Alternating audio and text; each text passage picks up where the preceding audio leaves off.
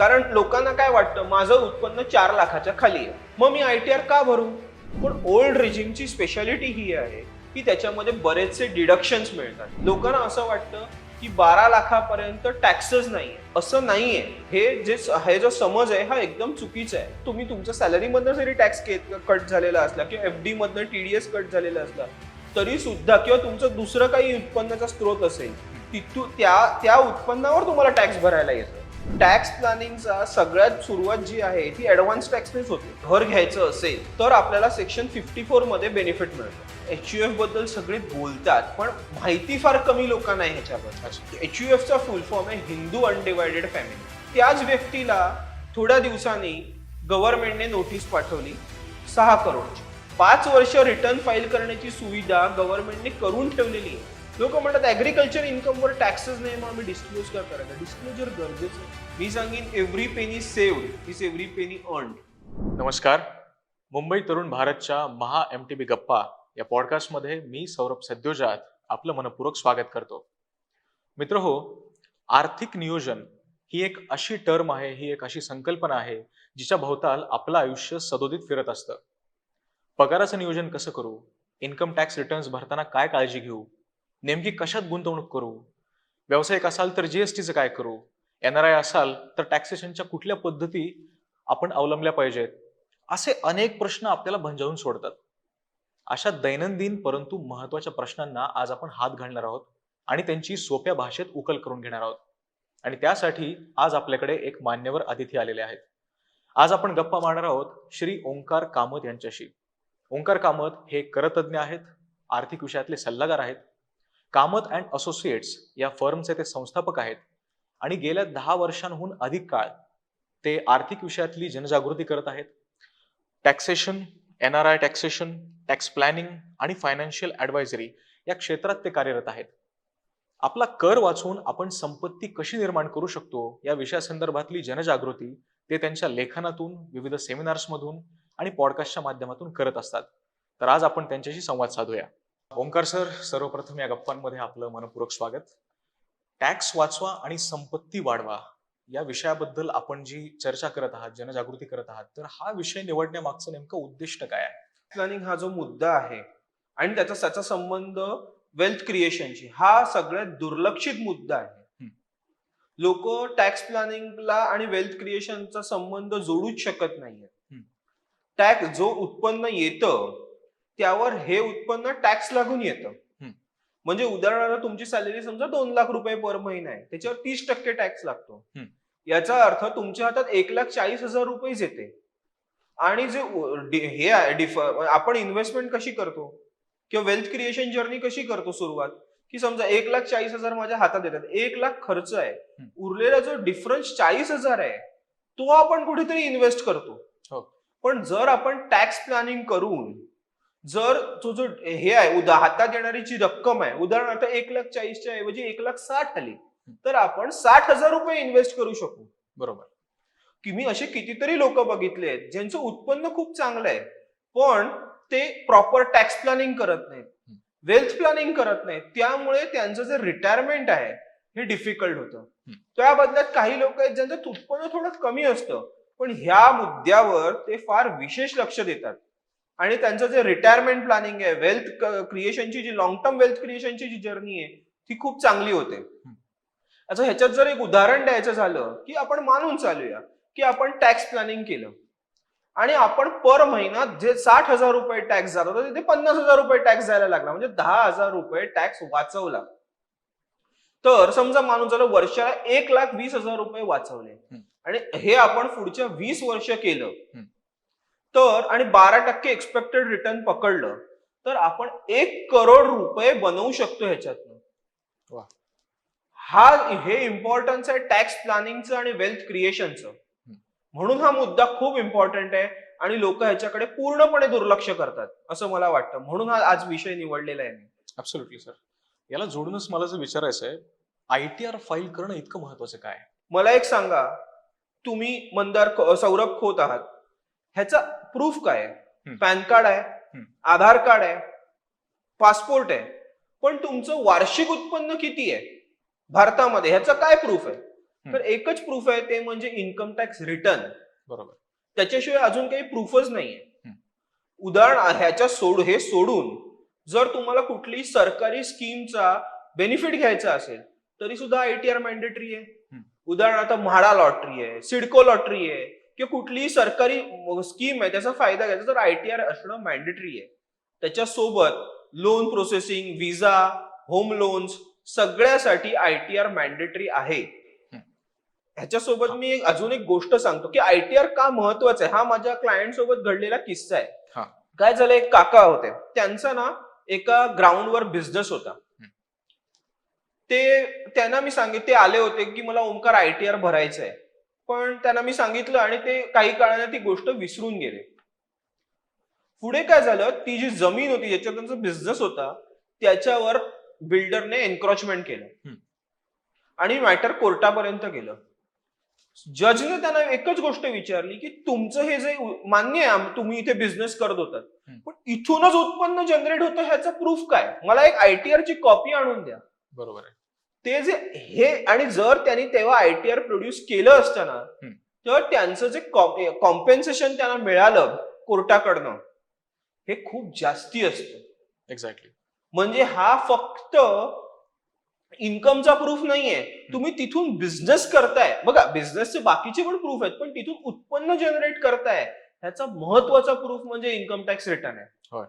ज्यांचं उत्पन्न टॅक्सेबल नाही अशा लोकांनी सुद्धा आयटीआर भरायचा असतो का? हो. कारण लोकांना काय वाटतं, माझं उत्पन्न 4 लाखाच्या खाली आहे, मग मी आयटीआर का भरू, असा लोकांचा जनरली प्रश्न असतो. फक्त 4 लाखाच्या खाली आहे हाच गव्हर्नमेंटचा क्रायटेरिया नाहीये. गव्हर्नमेंटचे बरेचसे बाकीचे पण क्रायटेरिया आहेत. उदाहरणार्थ, तुमचं वार्षिक इलेक्ट्रिसिटी बिल जर 1 लाखाच्या वर असेल ना तर रिटर्न भरणं गरजेचं आहे.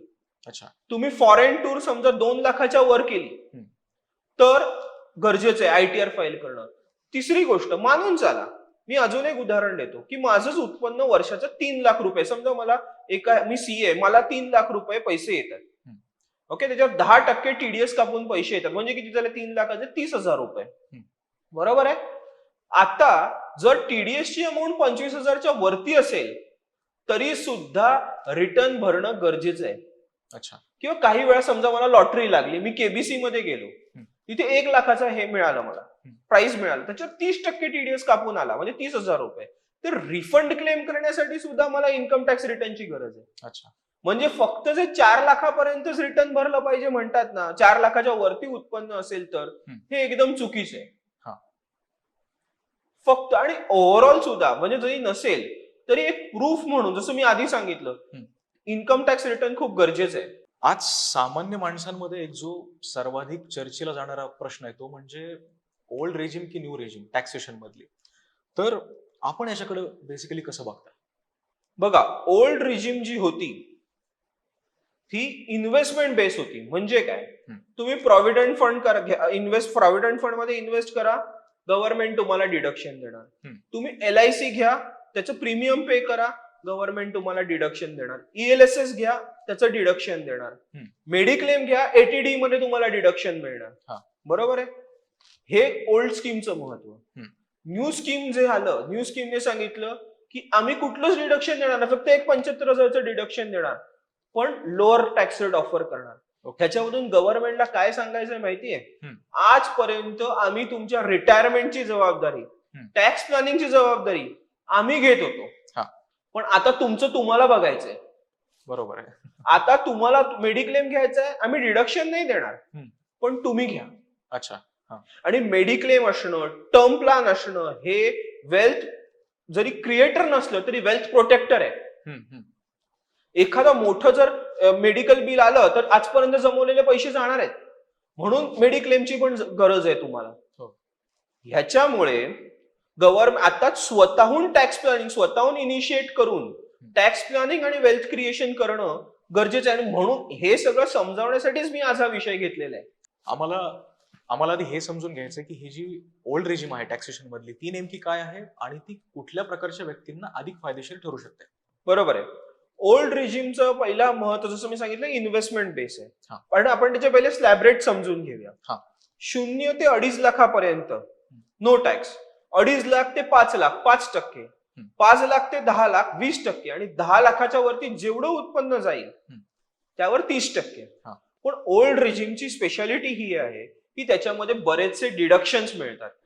म्हणजे एटीसी मध्ये ELSS मिळतं, LIC प्रीमियम मिळतं, त्यानंतर होम लोनचं प्रिन्सिपल मिळतं, बऱ्याचशा गोष्टी मिळतात. ATD मध्ये मेडिकल इन्शुरन्स मिळतं.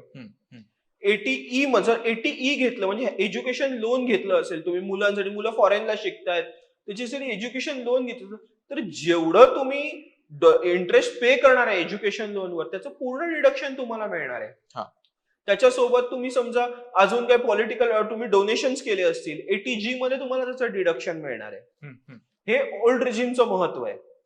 आता आपण बोलूया न्यू रेजिम कडे. तर ही न्यू रेजिम काय आहे आणि त्याचे नेमके आता फायदे काय आहेत? न्यू रेजिमचा जो मेन कन्फ्युजनचा मुद्दा आहे, लोकांना असं वाटतं की 12 लाखापर्यंत टॅक्सेस नाहीये. असं नाहीये. हे जो समज आहे हा एकदम चुकीचा आहे.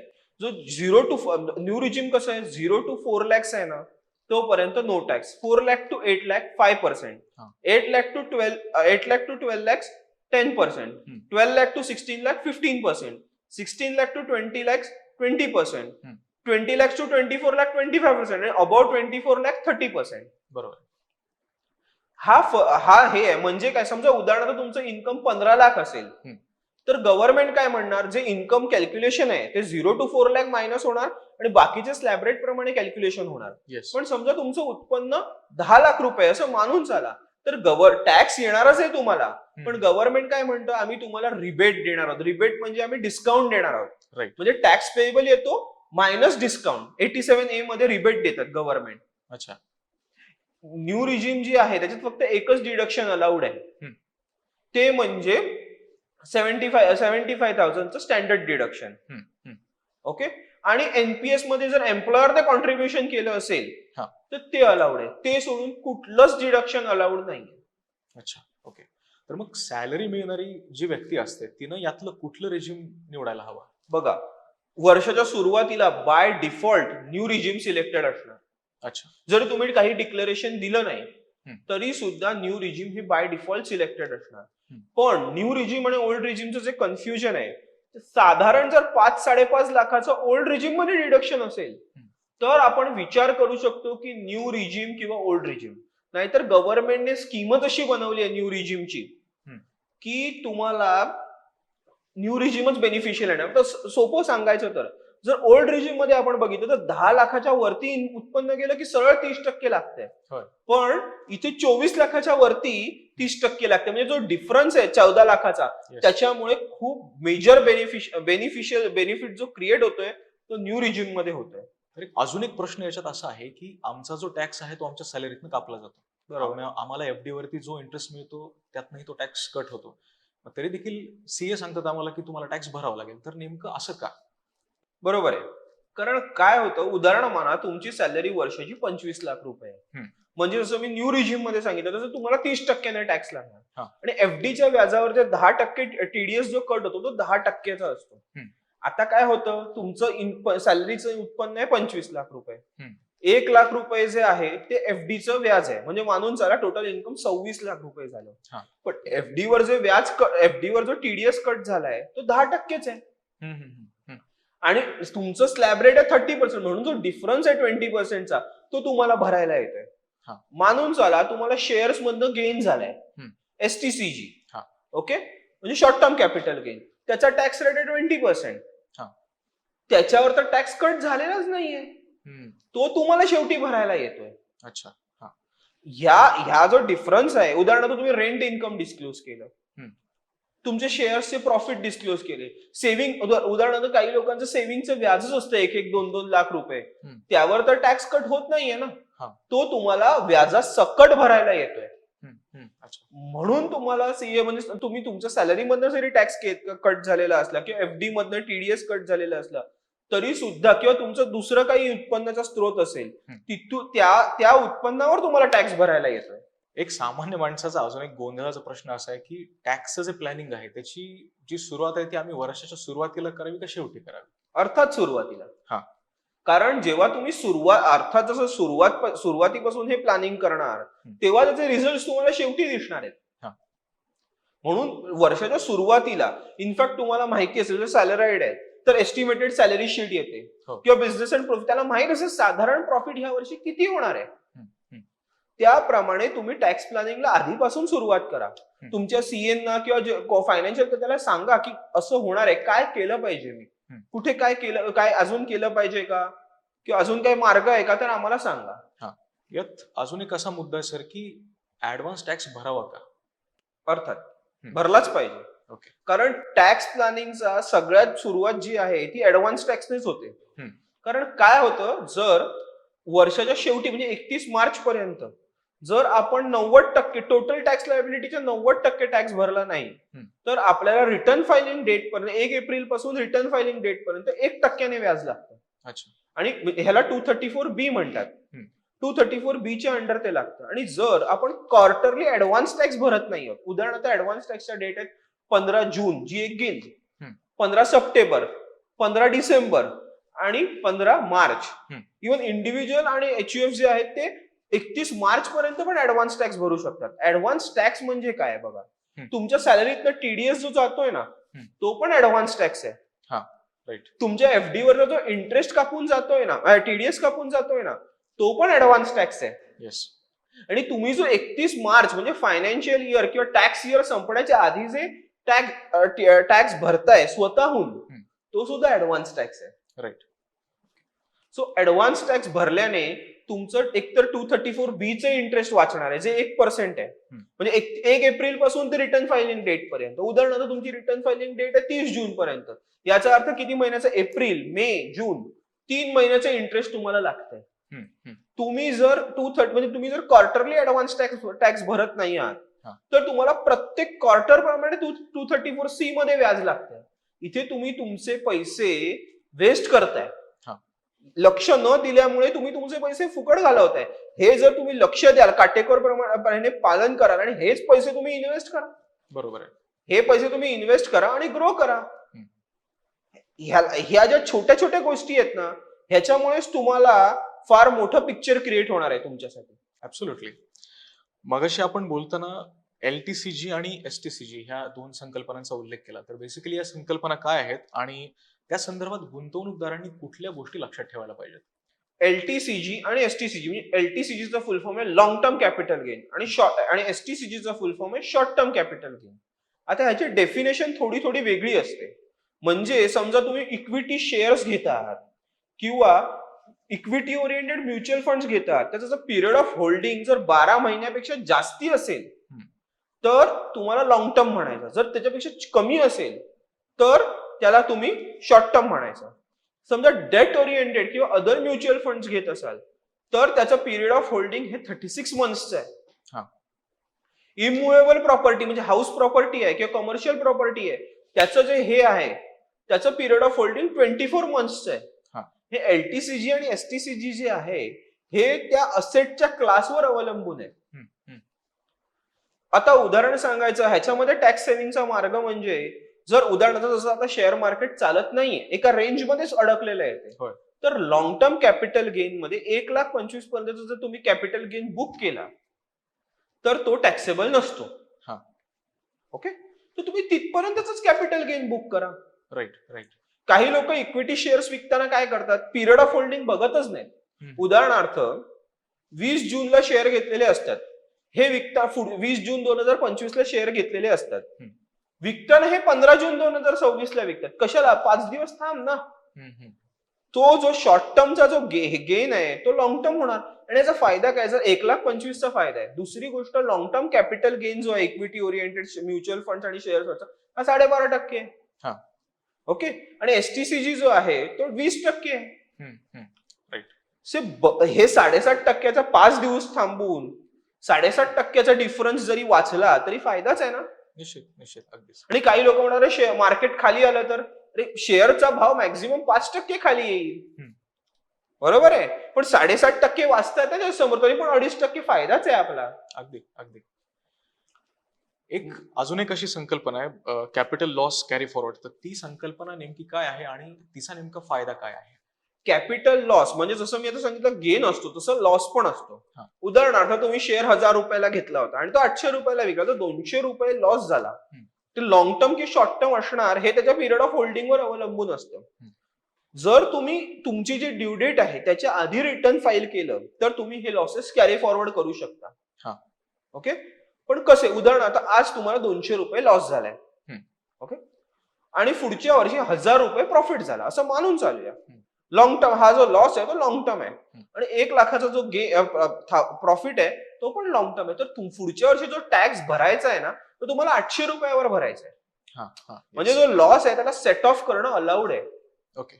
आणि समजा पुढच्या वर्षी लॉस आहे तर ते कॅरी फॉरवर्डचा जो टाइम आहे गव्हर्नमेंट त्याला 8 वर्षाचा टायमिंग दिलंय कॅरी फॉरवर्ड करायला. म्हणजे कधी जेव्हा प्रॉफिट होईल तेव्हा हा लॉस सेट ऑफ करणं अलाउड आहे तुम्हाला. सर, विक्रीच्या संदर्भात मला एक प्रश्न असा आहे की घर विकलं तर साधारण टॅक्सेशन मध्ये काय सवलती आहे?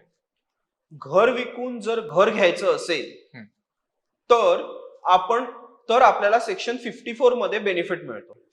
म्हणजे तुम्हाला त्याच्यावर टॅक्स जो गेन आहे त्याच्यावर टॅक्स भरायची गरज नाही. किंवा दुसरा मार्ग असा आहे की 54 EC चे बॉन्ड्स असतात. गव्हर्नमेंटने 5 कंपन्या लिहिलेत REC, PFC, NHI आणि अजून 2 कंपन्या लिहिलेत. त्यांचे बॉन्ड्स 50 लाखापर्यंत विकत घ्या आणि तुमचा जो गेन आहे तो एक्झम्प्ट होईल. पण हे जे प्रॉपर्टी घेण्याचं जे टाइम आहे ना ह्याला पण एक टाइम लिमिट गव्हर्नमेंटने सेट करून ठेवलंय. उदाहरणार्थ समजा आज 20 जून आहे आणि आपण प्रॉपर्टी विकतोय तर आपण 1 वर्ष आधी सुद्धा प्रॉपर्टी विकत घेऊ शकतो किंवा 2 वर्ष नंतर सुद्धा प्रॉपर्टी विकत घेऊ शकतो. अजून एक जर घर कन्स्ट्रक्ट करायचं असेल तर विक्रीच्या डेट पासून 3 वर्षाचा टाइम लिमिट आहे. पण ह्याच्यामध्ये आपण काय कॉशन घेतली पाहिजे तर उदाहरणार्थ आज 20 जून 2026 आहे रिटर्न आणि आज आपण घर विकलं आणि आपल्याला पुढच्या 1 वर्षात 1.5 वर्षात घर मिळत नाहीये. बरोबर आहे. तर ते जे पैसे आहेत ते एक जी रिटर्न फायलिंग डेट मध्ये येते 31 जुलै 2027 त्याच्या आधी हे जे पैसे आहेत हे कॅपिटल गेन स्कीम अकाउंट मध्ये भरणं गरजेचं आहे. तुम्हाला जर डिडक्शन मिळवायचं असेल ना 2 वर्षाचा फायदा मिळवायचा असेल तर कुठल्या पण बँकेत जा आणि कॅपिटल गेन स्कीम अकाउंट मध्ये ते पैसे डिपॉझिट करा. जर तुम्ही ते पैसे डिपॉझिट केले नाहीत ना तर डिडक्शन मिळणं कठीण आहे तुम्हाला. हा फार महत्वाचा मुद्दा आहे की लोक इथे हे करताना चुकतात. 1 वर्षात जर तुम्हाला प्रॉपर्टी मिळाली तर काय हरकतच नाहीये मग तुम्ही सरळ डिडक्शन क्लेम करू शकता. पण जर नसेल मिळत तर 31 जुलै 2027च्या आधी ते पैसे डिपॉझिट करा आणि जेव्हा तुम्हाला ते पैसे घर घ्यायचं असेल तेव्हा त्या अकाउंटचा चेक द्या आणि किंवा बँक ट्रान्सफर करा आणि तुम्ही घर घेऊ शकता. टॅक्स सेव्हिंगचा हा जो मुद्दा आहे तो म्युच्युअल फंड्सला किंवा गोल्डच्या विक्रीमध्ये तो साधारण कसा लागू होतो? हा जो मुद्दा आहे तो सेक्शन 54F त्याला कव्हर करतं. म्हणजे तुम्ही म्युच्युअल फंड विकले गोल्ड विकलं बरोबर आहे त्याच्या समोर तुम्ही जर घर विकत घेतलं तर तुम्हाला त्याचा बेनिफिट मिळतो. ज्याचा नियम आहे समजा 1 करोड रुपयाला तुम्ही 1 करोड रुपये म्युच्युअल फंडचा पोर्टफोलिओ होता. ओके. आणि तो तुम्ही विकला आणि घर घेतलं म्हणजे पूर्ण 1 करोडच्या 1 करोड घरात इन्व्हेस्ट केले तरच तुम्हाला डिडक्शन मिळणार आहे पूर्ण अमाऊंटचं. आणि त्याच्यामध्ये पण एक कंडिशन आहे त्याचं जे रेसिडेन्शियल हाऊस एकच घर त्या व्यक्तीचं असलं पाहिजे. म्हणजे सेकंड हाऊसचं जे प्लॅनिंग आहे ते सुद्धा तुम्ही ह्याच्यामधनं करू शकता. म्हणजे म्युच्युअल फंड्स विका किंवा गोल्ड विका आणि समोर एक घर घ्या. पण त्याचं एक घरापेक्षा जास्ती घर अख्ख्या देशामध्ये असता कामा नये. सर, NPS हा जो पर्याय आहे तो टॅक्स सेव्हिंग का वेल्थ क्रिएशन नेमका तो कशाचा पर्याय आहे? मी तरी म्हणेन दोघांचा आहे. ओके. आज आपल्याला म्हणजे न्यू जनरेशनला पेन्शन नाहीये ग्रॅच्युटीचं पण हे आहे प्रॉव्हिडंट फंड पण लोक प्रॉव्हिडंट फंडचा नियम आहे की 5 वर्ष थांबलं तरच मिळतंय.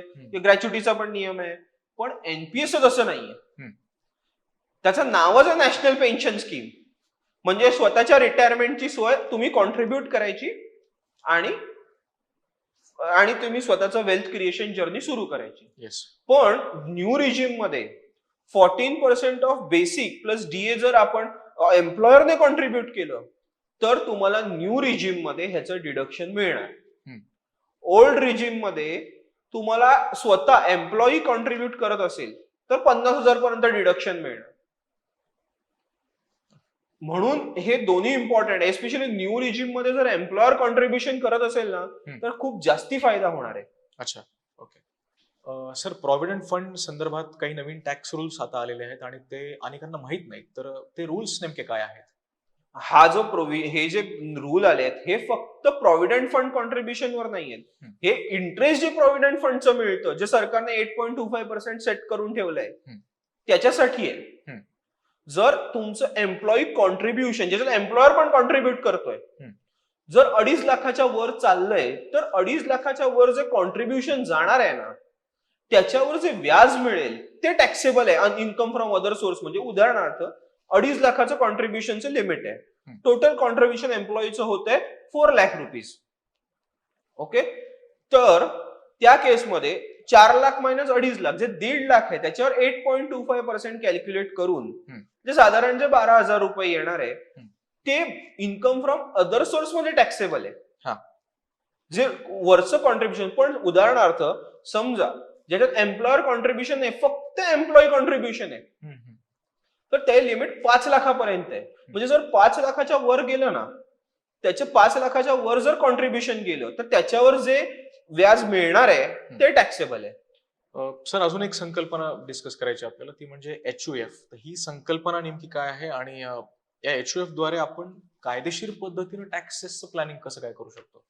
HUF बद्दल सगळे बोलतात पण माहिती फार कमी लोकांना आहे ह्याच्याबद्दल. अच्छा. HUF चा फुल फॉर्म आहे Hindu undivided family. Okay, okay. हा फार जुना लॉ आहे. ओके, जो तुमचा फॅमिलीचा मेन माणूस आहे, म्हणजे मुख्य आहे, म्हणजे उदाहरणार्थ आजोबा असतील तुमच्या फॅमिलीमध्ये, वडील असतील, ते त्या HUF चे हेड असतात, त्याला म्हणतात कर्ता. आणि बाकीचे जे लोक आहेत त्यांना म्हणतात को पार्टनर्स. ओके, HUF समजा उदाहरणार्थ तुम्ही घरात 3 लोक राहता, आई, बाबा आणि मुलगा. तर या केसमध्ये वडील जे आहेत ते तुमच्या घरात ते त्या HUF चे कर्ता आहेत. त्यानंतर असं समजा की 3 माणसांमध्ये HUF हा चौथा माणूस आलेला आहे. म्हणजे HUF चं एक वेगळं पॅन असतं, HUF चं एक वेगळं बँक अकाउंट असतं, म्हणजे ऑल टुगेदर तो एक वेगळा मनुष्य आहे असं समजा. कारण गव्हर्नमेंट त्याला पॅन का करतं? कारण गव्हर्नमेंट त्याला एक वेगळं पर्सन, एंटिटी ट्रीट करत आहे. अच्छा. आणि ह्याचा उपयोग कसा करू शकतो बघूया आपण. उदाहरणार्थ तुमचं वार्षिक उत्पन्न 16 लाख रुपये आहे, जे 12 लाख रुपये तुम्हाला सॅलरी मधनं येतात आणि 4 लाख रुपये जे आहे ते FDचं व्याज आहे असं मानून चाला. ह्या 16 लाखावर जवळजवळ तुम्हाला 1,24,000 रुपये टॅक्स भरावा लागतो.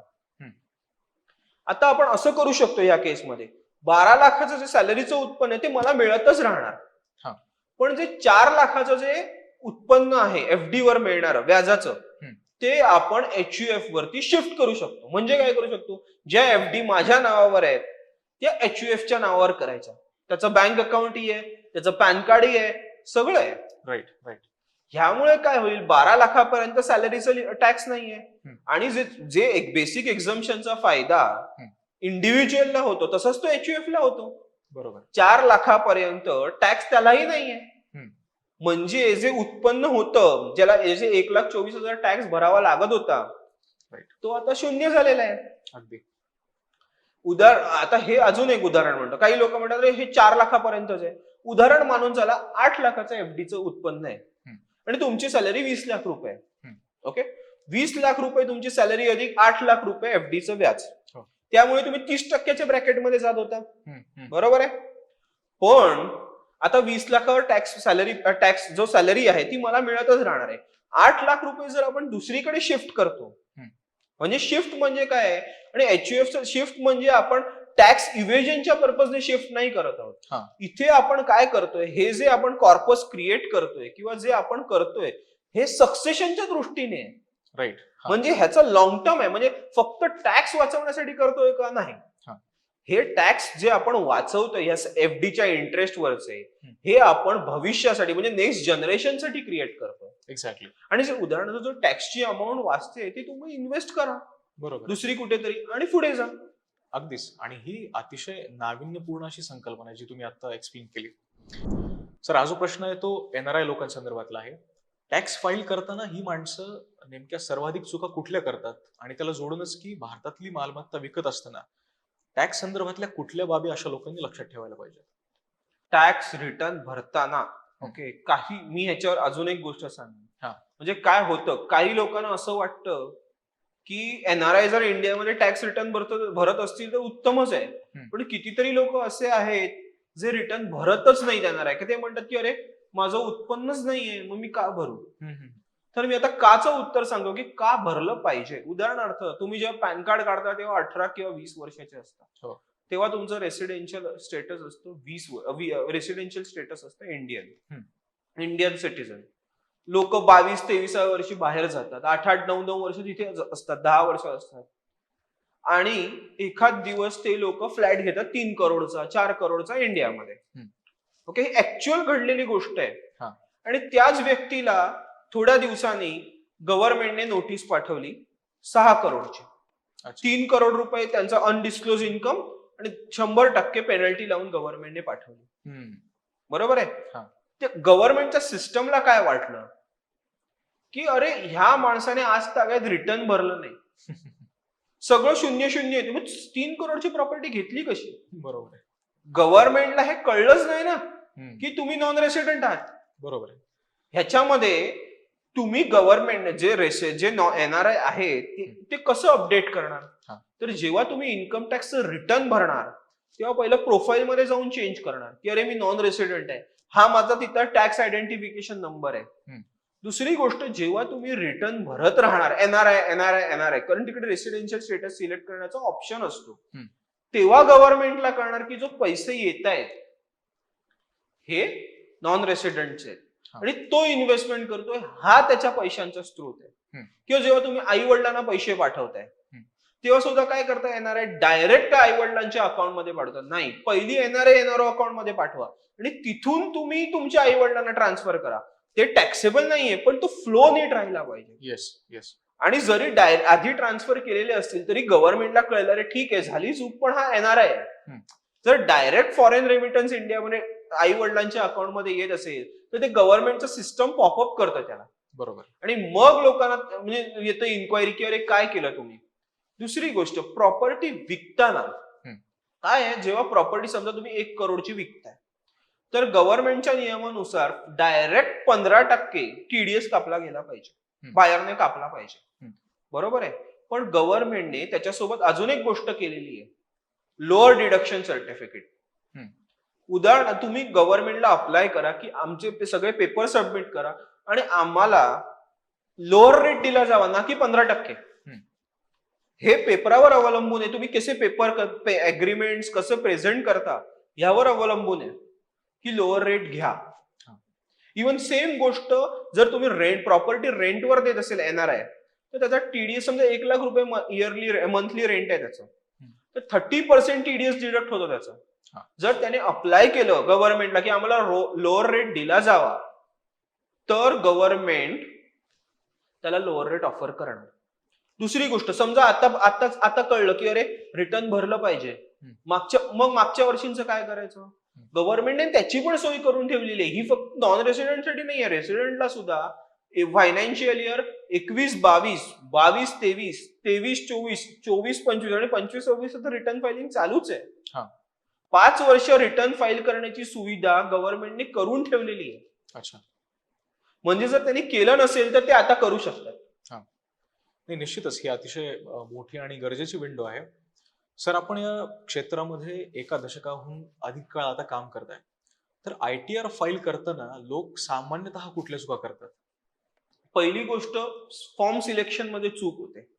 म्हणजे काय असतं, कधी कधी त्याचा एसटीसीजी असतो, कधी कधी बिझनेस अँड प्रोफेशन इन्कम असतं, लोकांनी एफएनओ केलेलं असतं, शेअर ट्रेडिंग एफएनओ केलेलं असतं आणि फॉर्म नंबर सिलेक्ट करतात 1. जर एसटीसीजी असेल तर आयटीआर फॉर्म नंबर 2 असला पाहिजे, एफएनओ असेल तर आयटीआर फॉर्म नंबर 3 असला पाहिजे. उदाहरणार्थ अजून एक काय चूक होते तर ऍग्रिकल्चर इन्कम डिस्क्लोज केलं जात नाही.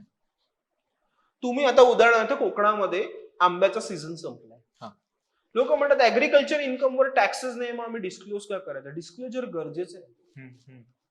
काय होतंय, गव्हर्नमेंट इन्व्हेस्टमेंटनुसार ट्रॅक करते. बरोबर. उदाहरणार्थ तुम्ही या वर्षी म्युच्युअल फंड मध्ये 1,00,000 रुपयाची इन्व्हेस्टमेंट केली, ती सुद्धा गव्हर्नमेंटच्या साईटवर दिसते. मग जर तुमचं इतकं इन्कम झिरो आहे आणि तुम्ही ह्या वर्षी 5,00,000 रुपयाची इन्व्हेस्टमेंट करताय किंवा 10,00,000 रुपयाची इन्व्हेस्टमेंट करताय, गव्हर्नमेंटला कसं कळणार कुठून आला पैसा? एक्झॅक्टली. गव्हर्नमेंट तुम्हाला फक्त डिस्क्लोज करायला सांगते, टॅक्स भरायला सांगत नाही. उदाहरणार्थ एखाद्या माणसाची सॅलरी 5,00,000 रुपये, पण त्याला ऍग्रिकल्चर मध्ये येणारं उत्पन्न 10,00,000 रुपये, टोटल वार्षिक उत्पन्न 15,00,000 रुपये. पण गव्हर्नमेंटला वाटतं काय, तुम्ही फक्त सॅलरी मध्ये दाखवता तरी माझं 5,00,000 रुपये उत्पन्न आहे, बरोबर, सॅलरी मध्ये येणार. आणि तुम्ही काहीतरी मोठा प्लॉट परचेस करताय, मोठं काहीतरी इन्व्हेस्टमेंट करताय, गोल्ड खरेदी करताय, गव्हर्नमेंटला कसं कळणार आहे? बरोबर. की तेव्हा तुम्ही ते डिस्क्लोज करणार ऍग्रिकल्चर इन्कम किंवा कुठलंही अदर सोर्सचं इन्कम. बरेचसे लोक काय म्हणतात, बिझनेसमॅनचं असं असतं, अरे जाऊ दे ना, आपण कमीत कमी प्रॉफिट दाखवूया. पण प्रॉफिट तर तुम्ही कमी दाखवताय. म्हणजे गव्हर्नमेंटचा 44 एडीचा ऑप्शन आहे, एडीएचा ऑप्शन आहे, तिथे गव्हर्नमेंट 44 एडी मध्ये सांगतं गव्हर्नमेंट 6 किंवा 8% प्रॉफिट दाखवा. एडीए मध्ये प्रोफेशनल सांगतं फक्त 50% प्रॉफिट दाखवा. पण त्याच्यासोबत गव्हर्नमेंट आता इन्व्हेस्टमेंट पण ट्रॅक करतंय. बरोबर. जेव्हा ह्याच्यामध्ये मिसमॅच येणार तेव्हा तुम्हाला लगेच इन्क्वायरी येणार. किंवा अजून एक होतं, लोक रिटर्न भरताना AIS, TIS, 26S जराही चेक करत नाहीत, फक्त रिटर्न भरतात. नाही, तुम्ही बघा, अरे गव्हर्नमेंटने जी सिस्टम आणली आहे AIS ची आणि TIS ची, त्याच्यावर 2-2 रुपयाचं सेव्हिंग बँकचा इंटरेस्ट दिसतंय. फक्त 2 रुपये असेल ना तरी पण दिसतंय. मग ते डिस्क्लोज करणं आपलं काम आहे. आणि ते दिसलं नाही ना तरी नसलेलं जे गव्हर्नमेंट दाखवत नाहीये, काही लोकांच्या पतपेढ्यांमध्ये एफडीज असतात, त्या पतपेढ्यांची एफडीची जी व्याज आहेत ते साईटवर येत नाहीयेत इन्कम टॅक्सच्या, ते सुद्धा आपण सेल्फ डिस्क्लोजर करणं गरजेचं आहे. इन्कम टॅक्स रिटर्नचा अर्थच तो आहे की तुम्ही या स्वतःहून आणि डिस्क्लोज करा. म्हणून त्याने रिटर्न आपल्याला भरायला जबाबदारी ठेवली आहे की स्वतःहून येऊन टॅक्स भरा. जेव्हा आम्ही आपण जो टॅक्स भरतो रिटर्न फायलिंगला, त्याला म्हणतो आपण सेल्फ असेसमेंट टॅक्स, कारण स्वतःहून असेस केलेला टॅक्स आपण भरतोय. जर त्यांनी असेस केला तर तुम्हाला फर्दर कॉन्सिक्वेन्सेस फेस करावे लागू शकतात. एक्झॅक्टली. अजून एक असतं की रिडेव्हलपमेंटचं रेंट आहे, कॉर्पस फंड आहे, सिंकिंग फंड आहे, लोक त्याला टॅक्सेबल म्हणतात, पण गव्हर्नमेंटने ऑफिशियली सांगितलेलं आहे की ते टॅक्सेबल नाहीये. तर मग सर, ITR फायलिंगच्या 2025-26 सालच्या तारखा काय आहेत? जर तुमचा ITR 1 आणि 2 असेल तर 31 जुलै 2026 डेट आहे. जर ITR 3-4 असेल, तुम्ही बिझनेस अँड प्रोफेशन मध्ये आहात, तर जी ड्यू डेट आहे ती 31 ऑगस्ट 2026 आहे. सर, जो आता नवीन इन्कम टॅक्स ऍक्ट आलाय 2025 सालचा, तर त्यातले सर्वात मोठे बदल कोणते आहेत आणि सामान्य टॅक्स पेयर्स वरती त्याचा नेमका काय परिणाम होणार आहे? पहिली गोष्ट, नवीन इन्कम टॅक्स ऍक्ट जो आलाय तो 1 एप्रिल 2026 पासून अप्लिकेबल आहे. म्हणजे जे आत्ताचं जे रिटर्न फायलिंग चालू आहे त्याला तो ऍप्लिकेबलच नाही. दुसरी गोष्ट, जे इन्कम टॅक्स ऍक्ट 1961 होता तो खूप बल्की झाला होता. म्हणजे जवळजवळ 1819 सेक्शन त्याच्यामध्ये होते. आणि नवीन जो सेक्शन आलाय, नवीन जो ऍक्ट आलाय त्याच्यामध्ये 536 सेक्शन आहेत. जे आधी 47 चॅप्टर्स होते इन्कम टॅक्स ऍक्ट मध्ये, आता ते 23 वर आणून ठेवलेत, अर्ध्यावर आलेत. जे आधी इन्कम टॅक्स ऍक्टची साईज होती ती साधारण 800+ पानांची होती, आता ती 620 ते 630च्या आसपास आणली आहे. बरेचसे जे ऍक्ट आहे त्याची जी लँग्वेजेस आहेत ते खूप सिम्प्लिफाय करून ठेवली आहे. जसं आधी नॉट विथ स्टँडिंग होतं, प्रोवायझो होतं, ते सगळं त्यांनी काढलंय, जे सर्वसामान्य माणसाला आणि प्रोफेशनलला सुद्धा वाचता येईल किंवा इझी लँग्वेज मध्ये करता येईल असं करून ठेवलंय. त्याच्यासोबत कर सहायता असे नवीन AI टूल्स जनरेट केलेत. अच्छा. आणि जे पहिलं प्रिव्हियस इयर आणि असेसमेंट इयर मध्ये कन्फ्युजन होतं ते काढून टाकून सरळ टॅक्स इयर मध्ये त्यांनी आणून ठेवलेलं आहे. एकच शब्द, टॅक्स इयर. म्हणजे आता उदाहरणार्थ आपण जे रिटर्न भरतोय हे भरतोय प्रिव्हियस इयर 25-26चं, म्हणजेच असेसमेंट इयर 26-27चं. पुढच्या वर्षीपासून हे कन्फ्युजनच नसणार, पुढच्या वर्षी एकच असणार, टॅक्स इयर 26-27. अच्छा. एकदम सोपं करून ठेवलेलं आहे त्यांनी आता. आणि त्याच्यासोबत त्यांनी फेसलेस असेसमेंट, क्रिप्टो करन्सी, म्हणजे जग ज्याप्रमाणे बदलतंय ते न्यू कॉन्सेप्ट त्यांनी इंट्रोड्यूस केलेत. उदाहरणार्थ तुम्ही लंडनला आहात हा. आणि तुम्हाला काही नोटीस आली, तर आता तुम्हाला पर्सनली जाऊन जर भेटावं लागायचं ते बंद. तुम्ही व्हिडिओ कॉन्फरन्सिंगचा ऑप्शन घ्या. हा. सोपा उपाय आहे. किंवा जे नोटीस कुठून येणार हे सुद्धा कळणार नाही, सगळं ऑनलाईन व्हायला होत आहे. ते त्याच्यासाठी ते एआयचा आणि खूप जास्ती वापर करतायत. उदाहरणार्थ आता जर गव्हर्नमेंटला तुमच्याकडे काही क्लॅरिफिकेशन हवं असेल, ते एक लिंक पाठवणार, त्यावर डॉक्युमेंट्स अपलोड करा आणि विषय संपला. अगदी. सर, आर्थिक जनजागृतीच्या या क्षेत्रामध्ये गेली कित्येक वर्ष आपण काम करताय आणि हे जे ब्रीदवाक्य घेऊन आपण काम करताय की कर वाचवा आणि संपत्ती वाढवा, तर या संदर्भातला आपला अंतिम संदेश काय असेल? मी सांगेन, every penny saved is every penny earned. म्हणजे तुम्ही जेवढं वाचून ते इन्व्हेस्ट कराल तेवढा जास्ती फायदा होणार, म्हणजे लॉंग टर्म वेल्थ क्रिएशन तुमचं जास्ती होणार. दुसरी गोष्ट मी सांगेन की ही नेव्हर एंडिंग प्रोसेस आहे. म्हणजे ह्या वर्षासाठी केली, पुढच्या वर्षासाठी नाही केली असं नाही चालणार. तुम्हाला दरवर्षी करावं लागणार. तिसरी गोष्ट मी सांगेन की जर तुम्हाला नसेल जमत तर तुम्ही कर सल्लागारांचा सहायता घ्या, मदत घ्या त्यांची. जर तुम्हाला फायनान्शियल प्लॅनिंग नीट जमत नाहीये तर तुमच्या फायनान्शियल प्लॅनरला विचारून ती गोष्ट समजून घ्या आणि त्याप्रमाणे तुमचं उद्दिष्ट अचीव्ह करा. मी सांगेन, फक्त कॉर्पस किंवा हे तुम्ही गोल बेस इन्व्हेस्टिंग करा. म्हणजे उदाहरणार्थ मुलांच्या शिक्षणासाठी वेगळं, रिटायरमेंटसाठी वेगळं, काही फॉरेन ट्रॅव्हलिंग असेल त्याच्यासाठी वेगळं. त्याच्यामुळे खूप फायदा होईल, म्हणजे तुमचा एक लाईफमध्ये गोल क्लिअर राहील. आणि शेवटी मी सांगेन तुम्हाला तुमच्या टॅक्स प्लॅनिंग आणि इन्व्हेस्टिंग जर्नीसाठी खूप खूप शुभेच्छा. Thank you so much sir. तुम्ही आज आमच्यासाठी वेळ काढलात आणि ह्या अतिशय महत्वाच्या, दैनंदिन परंतु महत्वाच्या प्रश्नांना हात घातला, त्यासाठी आपले मनपूर्वक आभार. धन्यवाद.